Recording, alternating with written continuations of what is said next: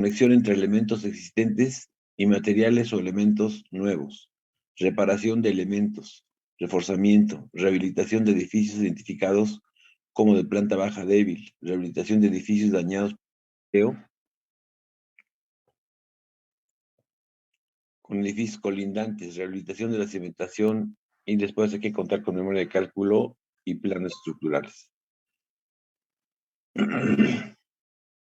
En cuanto a los requisitos de proyecto de rehabilitación, esto es, dice, si los resultados del análisis estructural exceden las distorsiones admisibles, ¿se acuerdan que decíamos? Hay muchos requisitos que pueden hacer necesaria una rehabilitación, pero basta con que excedamos una distorsión de 0.206 que tira todo lo demás y obliga a rehabilitar. Entonces, estos requisitos del proyecto de rehabilitación es que se excedan las distorsiones admisibles o si se observan daños intermedios o graves.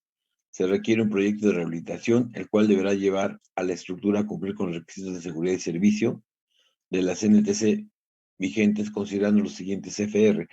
Aquí es necesario nuevamente remarcar que vamos a rehabilitar no para que la estructura sea segura, vamos a rehabilitar para que la estructura cumpla los requisitos de seguridad de las normas, ¿sí? Es, digamos, le apostamos a que las normas están bien y eso es nuestro compromiso, que la estructura cumpla los requisitos de seguridad establecidos en las normas. No debemos atrevernos a decir, ya reforzar el edificio y ya no le va a pasar nada. Eso es imposible, ¿no? Bueno, quizá un cambio drástico en el caso de las acciones a tomar en cuenta es el factor de reducción de resistencia, que en general en todos los casos cambia, excepto de flexión, que se mantiene en 0.9. Ustedes recuerdan que para flexión el factor de reducción de resistencia es 0.9. Para fuerza cortante en vigas y columnas es 0.7, 0.75, hoy baja a 0.6. En cortante por penetración en losas y planas y zapatas, que también es 0.75, baja a 0.6. En flexocompresión, que es entre 0.75 y 0.85, dependiendo de la falla, sea en tensión o compresión, aquí baja de 0.7 a 0.6, y en torsión, que normalmente es 0.75, baja a 0.6.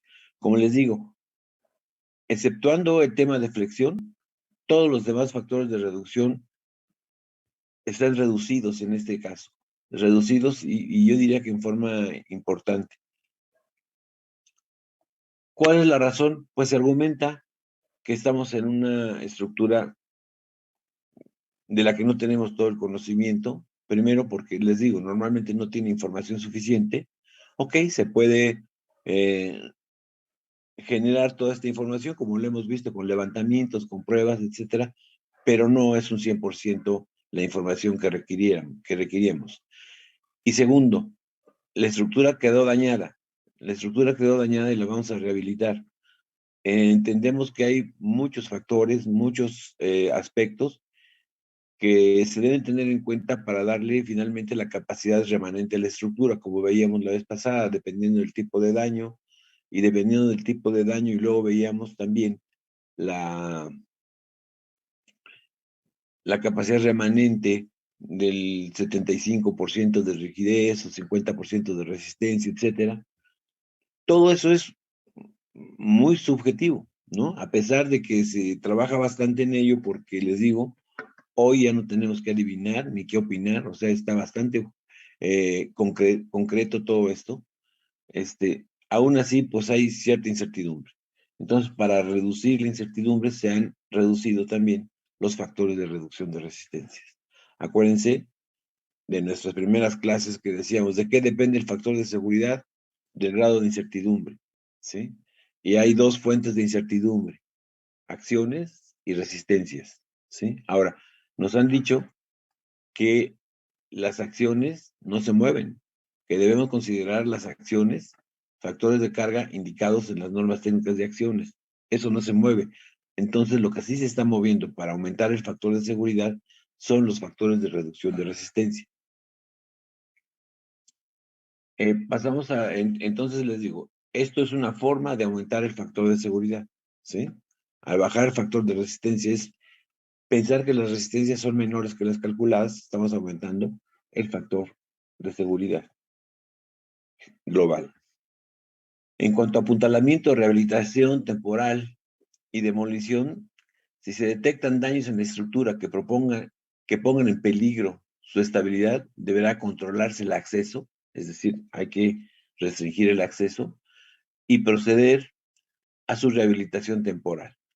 Si los daños hacen inminente el derrumbe total o parcial del edificio, será necesario evaluar su demolición parcial o total urgente para evitar riesgos en las construcciones o vías de comunicación vecinas, ¿no?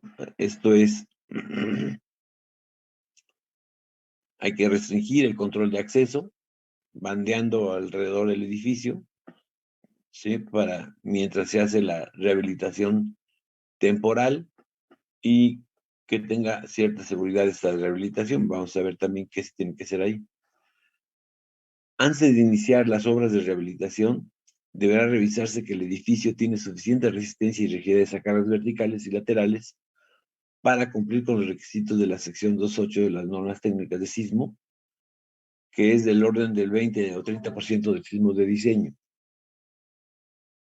De no ser así, será necesario recurrir al refuerzo y rigidización temporal de algunas partes de la estructura. Esta especificación, esta norma es muy clara, sin embargo, muy poco conocida.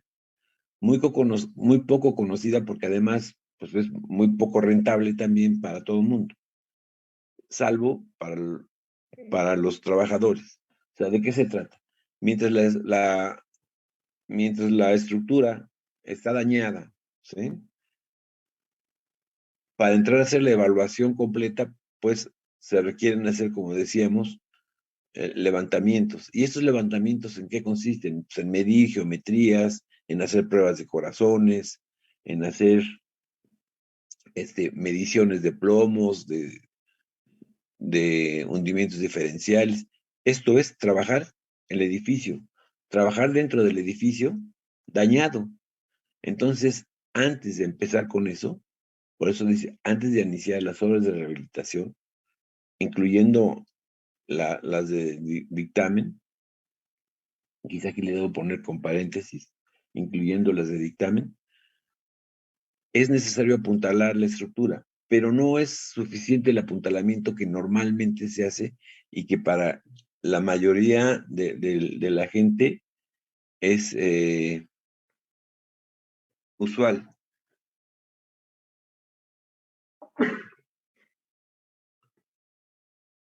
Para la mayoría de la gente, entienden que hay que apuntalar un edificio dañado para entrar a trabajar, pero normalmente se apuntala para cargas verticales, o sea, incluso se ponen puntales, hasta pueden ser metálicos, de madera, polines de madera, etcétera, para cargas verticales. Esos apuntalamientos para cargas verticales son los que a veces los ingenieros estructurales o los constructores creen que son suficientes. No son suficientes porque se puede presentar un sismo durante esa etapa, ya sea de levantamientos, cuando la gente está trabajando en levantamientos, o bien cuando la estructura ya está en rehabilitación, en construcción de la rehabilitación. Bueno, debemos asegurar que la estructura tenga cierta capacidad para que en caso de presentarse un sismo no haya problema con los trabajadores que están dentro del edificio. Esto, como lo indican las normas, ustedes saben que el valor de las ordenadas espectrales, de hecho del espectro de diseño, está en función del tiempo de exposición de la estructura a su vida útil, ¿no? Por ejemplo, la estructura se diseña para 100 años y eso hay que hacer por ahí, hay una relación sencilla y se determina el periodo de retorno, que suele ser como de 500 años a veces, etc. Pero digamos que para eso, y de ahí, de ese periodo de retorno, se calculan las coordenadas espectrales. Pero tiene que ver el tiempo de exposición. En cambio, si nosotros suponemos que en vez de 100 años, el tiempo de exposición de una estructura apuntalada o en reconstrucción, en reforzamiento, en rehabilitación, puede ser de 2 o 3 años, ¿sí? Ese tiempo de exposición en esas condiciones, porque cuando ya esté reforzada la estructura, pues ya entra al esquema de los 100 años, ¿no? Ya entra al esquema de los 50 o 100 años, según el reglamento, ¿sí? Ya entra ese esquema y por lo tanto ya entra con los aspectos de diseño definitivos, que es con lo que diseñamos la rehabilitación. Pero en el lapso en que se está evaluando o en el lapso en el que se está reconstruyendo la estructura, ¿sí? Es un periodo, no sé, les digo, cuando mucho, 3, 4 años, ¿sí? En ese caso, la exposición es muy pequeña comparada con los 50 o 100 años. Por lo tanto, las ordenadas espectrales que se esperan para ese periodo, pues son menores, ¿sí? Suelen ser entre el 20 y 30% del sismo de diseño. Entonces, ¿qué es lo que hay que hacer? Revisar el edificio en las condiciones dañadas, ¿sí? Con esto que vimos de, de la seguridad, de la capacidad remanente, con esta capacidad remanente, ¿qué capacidad tiene la estructura dañada? Con esto que vimos aquí, ¿sí? Al aplicarle fuerzas sísmicas del 20 o 30% del sismo de diseño, ¿sí?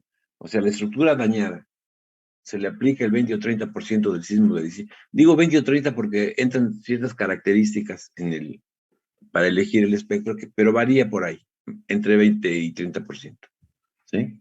Entonces le aplican fuerzas de ese tamaño y la estructura